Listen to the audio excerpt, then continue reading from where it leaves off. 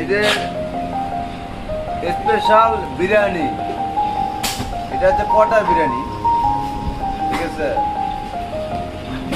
Baishakhi hotel and restaurant,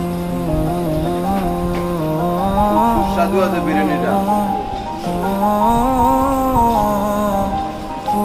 অনেক সুন্দর। বাবা कल रास्ते মাংসটা দেখি কেলা আছে।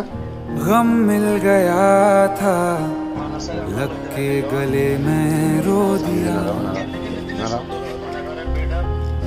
जो सिर्फ मेरा था, सिर्फ मेरा, मैंने उसे क्यों खो दिया।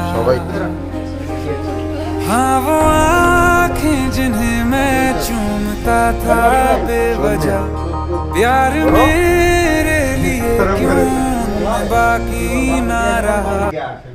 আচ্ছা গিয়ে দেখে তিনটি রাখলে সমস্যা আছে।